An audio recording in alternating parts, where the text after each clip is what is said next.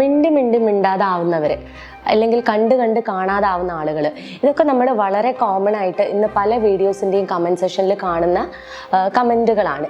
തീർച്ചയായിട്ടും അതിൽ പലതും ആളുകൾ വളരെ ഉള്ളിൽ നിന്നൊക്കെ വരുന്ന കമൻറ്റ്സ് ആയിരിക്കാം അത്. ബിക്കോസ് അങ്ങനെയുള്ള ആളുകൾ നമ്മുടെ ഇടയിലുണ്ട്. ഗോസ്റ്റിംഗ് എന്ന് പറയുന്ന ഒരു പ്രാക്ടീസ് ചെയ്ത് വരുന്ന ഒരു കാര്യമുണ്ട്. അത് തീരെ നല്ലൊരു രീതിയല്ല. അത് പെട്ടെന്ന് ഒരു ദിവസം അപ്രത്യക്ഷമാവാം. കോളുകൾക്ക് റിപ്ലൈ കൊടുക്കാതിരിക്കുക, മെസ്സേജസിന് റിപ്ലൈ കൊടുക്കാതിരിക്കുക, കാണാമെന്ന് പറഞ്ഞിട്ട് കാണാൻ വരാതിരിക്കുക, അതേപോലെ കോള് വിളിച്ചു കഴിഞ്ഞാൽ അങ്ങോട്ട് സൈലൻ്റ് ആക്കി, എത്ര മിസ്ഡ് കോൾസ് കണ്ടു കഴിഞ്ഞാലും തിരിച്ചു വിളിക്കാതിരിക്കുക. ഇതൊക്കെ തന്നെയും ഒരു ടൈപ്പ് ഗോസ്റ്റിംഗ് ആണ്.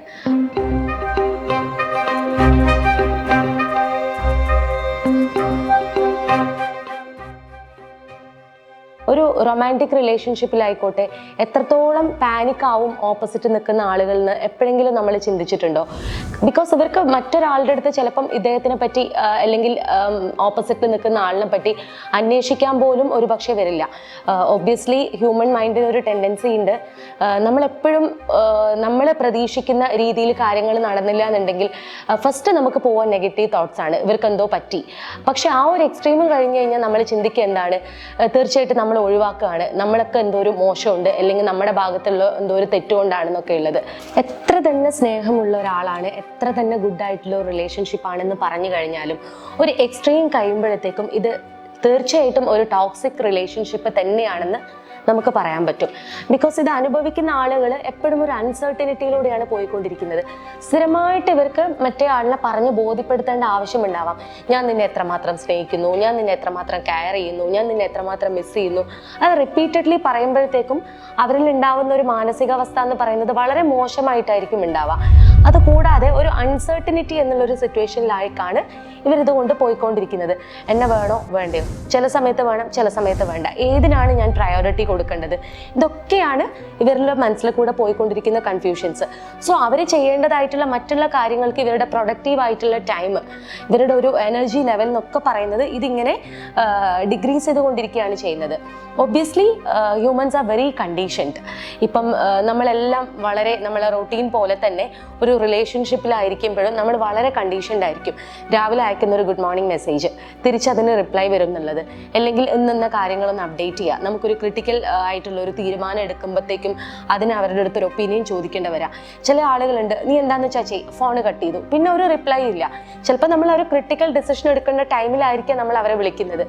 അപ്പം ആ ചെയ്തോ എന്ന് പറയുന്നത് നല്ലതാണോ? ഒരിക്കലും അല്ലായിരിക്കാം. നമ്മളത് ചെയ്തു കഴിഞ്ഞ് പിന്നെ തിരിച്ചു വന്നാൽ വീണ്ടും ചോദിക്കും, ഞാൻ പറഞ്ഞത് അതാന്ന് ഓർത്തം, പിന്നെ അതിൻ്റെ പേരിലാവും വഴക്ക്. സോ ഒരു അൺസർട്ടനിറ്റി ഒഴിവാക്കി കൊടുക്കുക എന്നുള്ളതാണ് ഏറ്റവും ബെസ്റ്റ് ആയിട്ടുള്ളൊരു കാര്യം. പിന്നെ തിരിച്ചും ചിന്തിക്കാം, why that person is behaving same like every time.